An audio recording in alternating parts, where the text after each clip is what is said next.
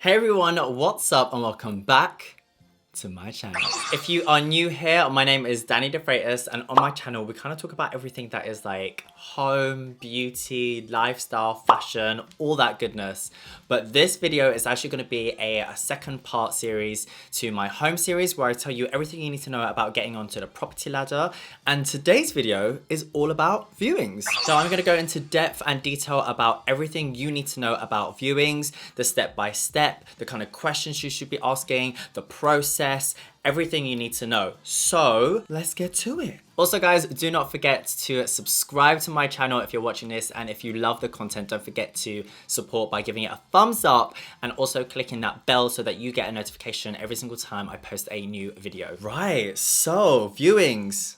Who's ready? Who's ready for this? So if you haven't yet watched my first video, I kind of go through all of the steps. It's a little bit more of a longer video, and it is the introduction to the series where I kind of talk about the overview and every single segment and every single step. So now we're going to be going into a little bit more detail and diving into those categories. And like I said, this one's going to be focusing on viewings. It is kind of like the most fun part, but I thought this would be a really good one to start with. Now I am going to be looking down at my notes of now and then for this video. I have been doing so much research, looking back on my previous notes when I was buying this house, and also doing some research and watching other videos as well, just compiling loads of different sources so that I can give the best advice possible. And you guys really came through with such amazing feedback and some of the things that you really wanted to see. So one of them was how to save money and the other one was viewings, hence why we're doing this video right now. And some of the things that we mentioned in the previous video was how to save money, your approach, your cost breakdown, how to calculate your budget, and also a mortgage broker. So those were some of the things that we kind of spoke about. So those are all of the pre-steps before you would even start viewing. So if you want to know more about that, like I said, go and watch that previous video, familiarize yourself, because viewing is definitely not the first step. Okay, so let's get straight into this segment, guys. So this is going to be again themed very similar to the previous, and I'm going to have some notes on the screen as well, just so that it's super simple, super easy. I am not like a professional, I'm just a buyer who went through the process myself, and I am going to keep this very simple so that everyone understands. And the comments on the last video was just so like heartwarming, because you guys were like, I can finally understand, this is so helpful, I'm looking to buy, like I wish I watched this before I bought my property. And I just wish that, not that like we're dumbing it down, but I feel like we're simplifying it so that everyone can really understand the process. Okay, so like I said, there's going to be titles, and this title is the fun part. Yes, viewing is probably the most fun part of the whole process of actually buying a house. And one of the things that you definitely are going to need are a phone where you have very important apps. And those apps are going to be Zoopla or Rightmove if you're here in the UK. I'm not sure if those are global apps, they might be. And on those apps, you can basically filter through your budget, your location, what you're looking for, like what type of property you're looking for. And you really want to be on these apps pretty much every single day, guys. Like these apps are going to be maybe even more popular than Instagram and YouTube apps at that moment of time. And you really want to make sure you're immersing yourself every single day. There's like a new property going up. So you want to make sure you refresh, because things come and go very quickly. The good thing is as well that these apps are completely free. So this is completely free steps, nice, easy step. And once you are on the database, so basically let's say you find a house you really like, there's normally an estate agent who represents that property. Oh, there's fluff. What will happen then is that you will contact that estate agent or agent, and then they will organize and book you in for a viewing. Now what happens is, as soon as you are on their database, then you are going to be receiving phone calls and emails pretty much all day, every day, because these agents or estate agencies are really keen to sell the property, and obviously because they're going to get commission, but they also want to show you everything that they have available, because things do happen really fast. Now I'm going to be really honest here, and this is very overwhelming. I feel like I was getting calls all the time saying, hi, we found this property for you, it's a little bit over your budget, or it might be something that's a little bit further away, not exactly the location you're looking for, or I don't know. I found this very, very overwhelming. I'm not going to lie. I'm not someone who really likes being called on the phone. It's not that I'm awkward. It's just, you know, I'm busy or I might be filming or I might be doing something. So I much rather have an email of, you know, someone saying, oh, here are the properties that we're kind of looking at. So for me, it was a very stressful time because they're just calling you all the time, and sometimes it's the most awkward hours, and they're like, hi, we've got this property that just came up, and like, there's just too much talking, do you know what I mean? But what you need to understand is, in a way, they're trying to help you. They're giving you all of the options available. They're trying to find the best house for you. So my word of advice in this area in particular is that if you're really not interested, then in like changing the area or having something that's slightly above your budget, or, you know, if you've got some non-negotiables or things that you're specific about, then just let them know. So be really specific. So for example, I was looking for a particular part of London to buy a house, and sometimes they would kind of like drift off to other areas, and I'd be like, no, I just want that area. So if there's something else, email it to me. Don't call me about it. Email it to me. I'll have a look. I'll revise it. But really, I just want you to send me viewings for that specific area. And some estate agents and agents in particular are actually really, really professional and a lot better. And some are just completely annoying. But you know, there's no shade here. I'm just spilling it out. So be ready for emails, be ready for the phone calls, and just keep it short and sweet, because at the end of the day, they're trying to help you and you're also looking. So it's a two-way thing. Okay, my next title is going to be to list your negotiables. And this is so important. Some of the things I have here might be like, do you want a concierge? Is that important to you? Is it not? What are you looking for? Like, ask yourself, like, what do you need and what do you want as an extra? And definitely when you're looking to buy a property, there is going to be compromise, guys. There is going to be compromise. It's just a fact. So for me personally, concierge was on my list because I have an influx of daily packages being sent to my house because of my job, being a content creator. So if I'm not at home, I just need someone to collect it for me. So that's something really big. Otherwise, it has been really difficult in the past when I've gone away or I've gone traveling, and then there's a massive build up, things get left at a depot, packages get lost. It's just a massive nightmare. So I definitely wanted a concierge. Something else would be bedrooms. How many bedrooms do you want? Are you looking for your ultimate home, or are you just looking for something that you're going to live in for a few years?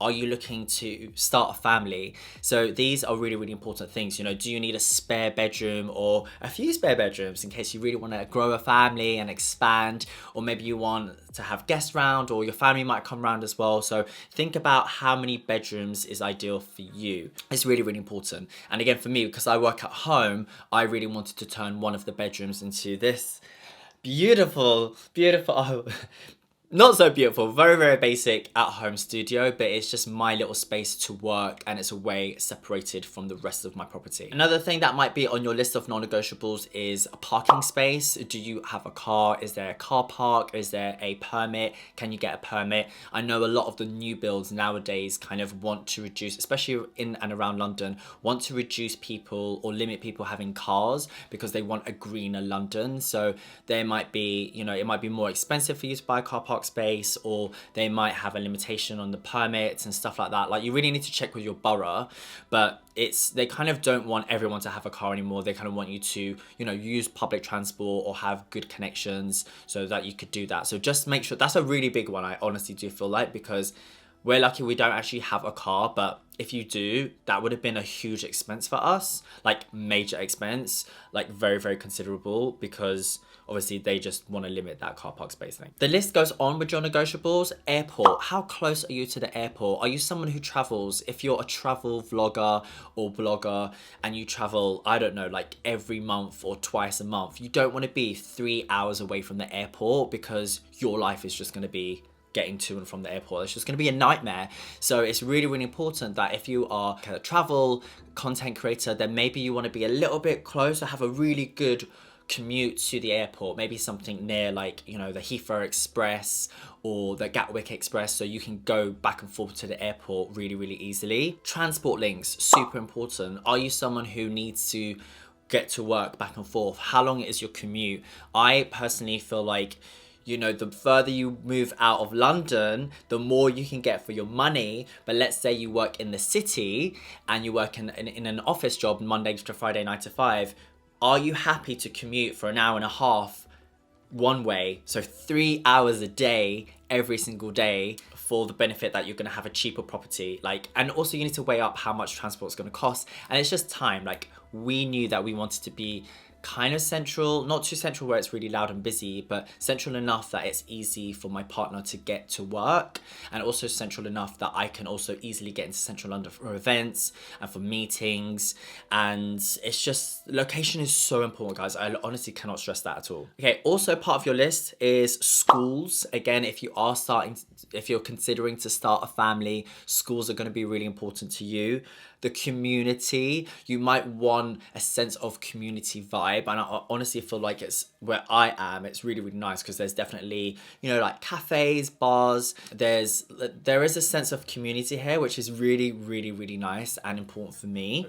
Those are things that you would list on your non-negotiables. And the reason why I'm even telling you this as part of the viewing section is that you need to write this list down, guys. You need to know exactly what you want before going to an estate agent or looking for a property. Otherwise, you're just shooting around, you've got no idea. They're going to be like, okay, so how many bedrooms are you looking for? You're like, maybe 2, I don't know, maybe 3 or 4 or 5, like, I don't know. And then you're going to get all these houses and you're just going to waste so much time. So you want to reduce it down, filter it down as much as possible. Okay, the next title is going to be location. This is super helpful when you are viewing, because location is the one thing you cannot change. Okay, so with location, I feel like what we need to think about is kind of this trio, okay? So you've got price, location, and size. And when you look at these categories, price, location, size, you can have the location you love, the price is perfect, and then the size might be too small. Do you know what I mean? So there's gonna have to be compromise. Or the price is amazing, the house is huge, but the location is just too far out. So remember this: price, location, and size.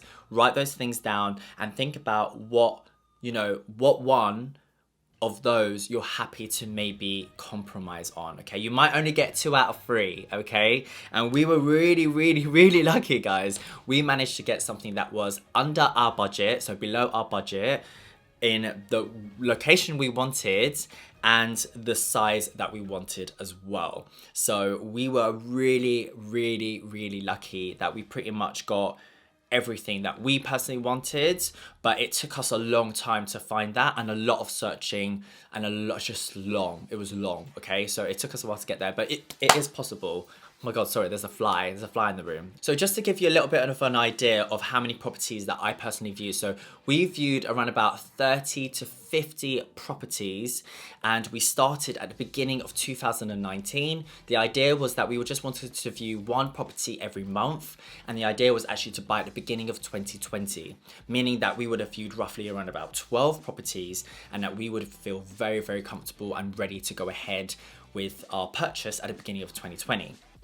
What happened, which we were not aware of, was all of these agencies and estate agents were just bombarding us. So we went from viewing, the idea was to view 1 property a month, but what actually happened was we ended up viewing maybe like 3 to 5 properties every single weekend, which was a lot more. So that sped things up. And then we found our property in October 2019, and we made the offer. And we moved in before Christmas. So it all happened very, very quickly. And when we found our house, it was a month until we had the keys. So it really happened fast, guys. As soon as we found it, we reserved it, took it off the market, and then we had it a month later. It was very, very crazy, quite wild, very wild. I definitely want to say that this process, you just should not rush, guys.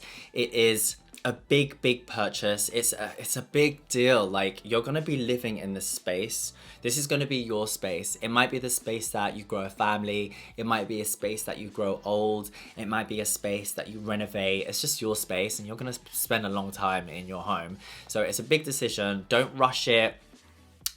It's going to be a little bit of a roller coaster ride. You might find something that you absolutely love and then you get outbid on, or something happens and it doesn't fall through. And it can really upset you, and it could just, you can feel kind of flat about it. Or you might go to your first viewing and you're like, oh my God, this is the one. I want this house.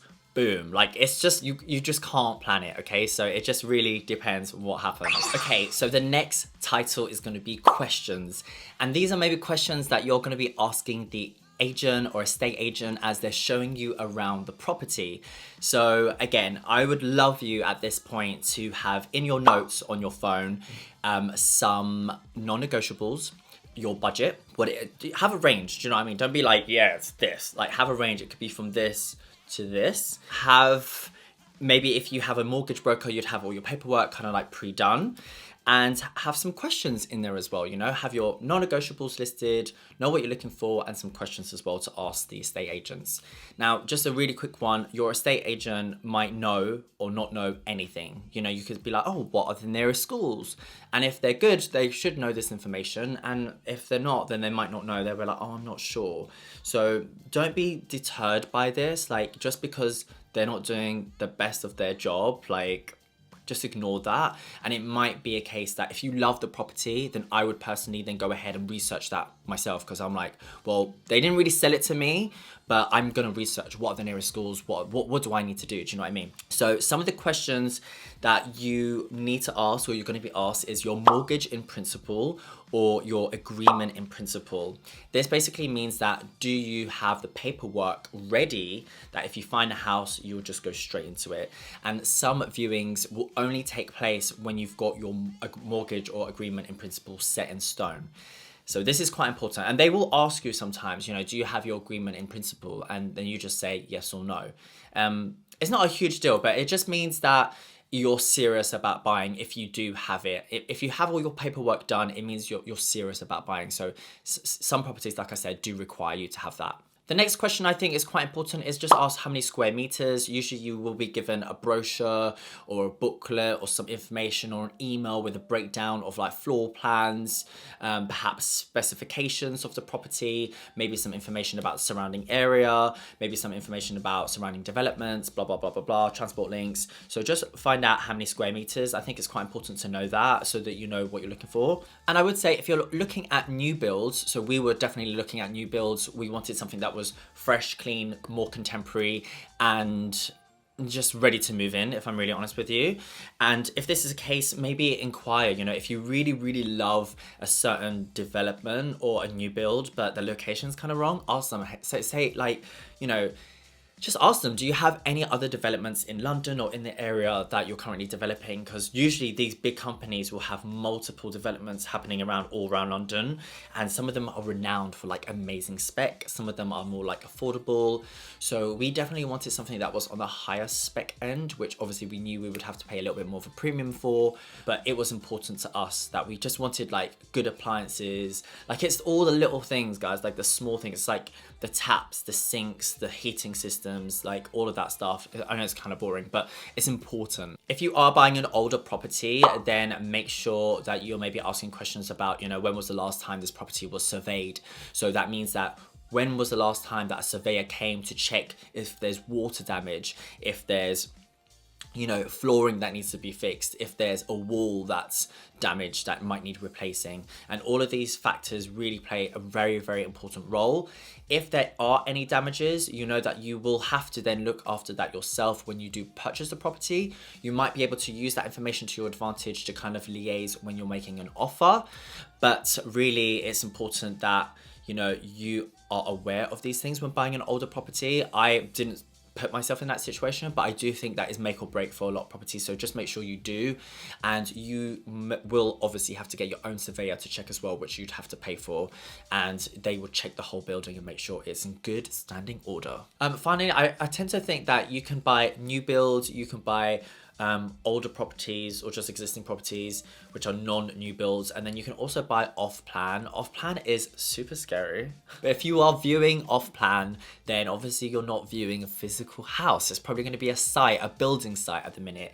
And what they sometimes do is they'll have like a marketing suite or a sales suite or like a showroom or a show house, and you'd go around, you'd see all the specification on the products. They kind of say, you know, this is what it's going to look like. They'll have diagrams, they will have images, they'll have presentations, they'll have like 3D models. So we actually did look at some off-plan properties, but it was so hard, guys. It was so hard for me to visualize what it was going to look like. And usually whenever they have photos and stuff, it's all like wide angles, like, you know, on your iPhone when you can have the wide angle, it's all like that. So I'm like, I'm not getting a sense of space. Like, it's really important for me to see the flow of the property, the layout and the vibe.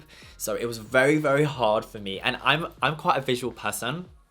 So it was really hard. We actually did look at several off-plan. Now that I'm thinking about it, we did look at several off-plan properties, and I definitely feel like, oh, it was a bit of a risk. It was a bit of a risk. What if we made an offer, we bought it, and then we got there and we were like, this is terrible. Do you know what I mean? Like, that would just be like so scary. So there is that also, if you want to think about it. And usually if you are buying off-plan, the perks are that you can adjust things to your own liking. So maybe you could have a say on what tiles they put in, or you could have a say what color carpets they put in, because they haven't built it yet. So they might actually have some customization aspects to it where you can just make it feel a little bit more like home. And also you're paying less of a premium because it's not fully built yet. So they could have some really amazing off-plan introductory offers as well. Now, when you are walking in, this is really important, guys. Please ignore the furniture, ignore the paint, the lights on the wall, ignore all of that. When you're walking into a property, whether it's a new build, a showroom, or an existing property where someone's living there, try to ignore all of that stuff. We definitely loved walking into properties and seeing it. So sometimes they had like a showroom, and then underneath they had the exact same property but without the furniture, and we would always request to see both. And the reason why is because when you're walking into empty properties, it's hard for you to visualize where everything would go or what it would look like. Also how big the bed would be. So, you know, how big is the bed? What kind of bed, like if you put a king size bed in there, is it just going to take up the whole room? Like, it's quite hard for you to visualize when you just walk into an empty room.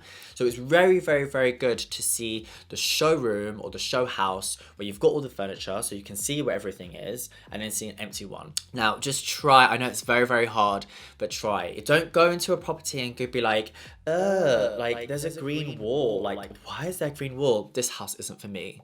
Babe, you can paint that wall, you can just get rid of it, you can paint it white. So do not waste your time or energy looking at the like cosmetic features of the house. If you don't like any of the furniture, guess what, your property most likely won't be coming with that furniture anyway, unless you're purchasing the showroom or the show house. Okay, so at this point you've walked in, you're viewing around, and viewings will take around about 10 minutes sometimes or plus. I know sometimes people might spend a lot longer. It depends how many properties you're viewing. It depends the size of the property, and it also depends the developer and how they kind of conduct their viewings.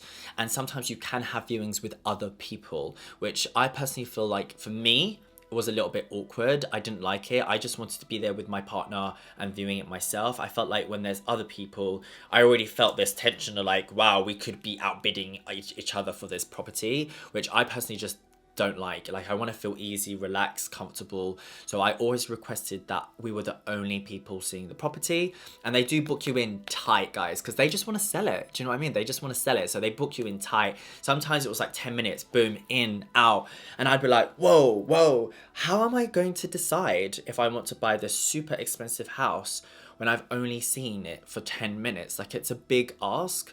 I mean, you probably would spend longer like looking at a pair of shoes and going online and spending, you know, oh, I'm going to take like a few days looking at these shoes, or go to the shop, try them on before you buy them. And like with a house, they're just trying to rush you in 10 minutes. It's actually crazy. So yeah, so just to give you guys a little bit of an idea, it's around about 10 minutes viewing time plus. I personally love it when it's a little bit more relaxed, okay, so you've got a little bit more time. And if you do want a little bit more time, just ask the estate agent or agency, you know, when's your quiet time, so that we would have a little bit more time to view the properties. Okay, so next title is going to be to know your budget. And as I mentioned in the previous video, I kind of really broke down the cost breakdown and everything you need to know to kind of like find out your budget with some tips and tricks. Again, if you want me to elaborate a little bit more on this, then do let me know. I'm happy to do a whole separate video for that. But I think knowing your budget is really, really important, guys. If you fancy viewing properties which are twice your budget, that's amazing, and you're going to be like, wow, it's all so amazing. Do you know what I mean? It's going to look so incredible. But then when you then go looking at properties that are in your budget, then you'll be disappointed because you're like, oh, I'm comparing it to that, you know, $15 million mansion that I saw, and now I'm just looking at some basic house. So just, I think it's okay to kind of go a little bit high and a little bit low to like see what you can get for your money.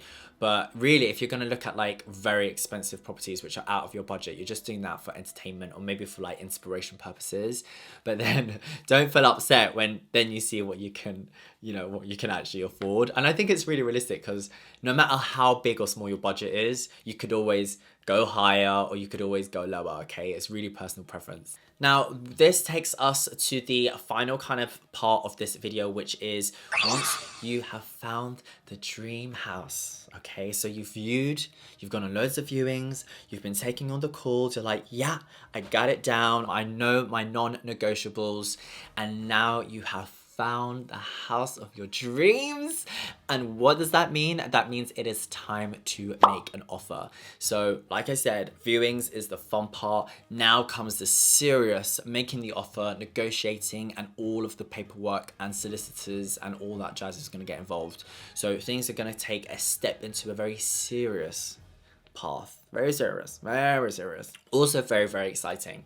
Now, what you can also do as well is at this point, when you do make an offer, obviously there could be multiple people making offers. You can be bidding, you can be outbid, there could be a bidding war. And to avoid that, they also offer things such as reservation fees.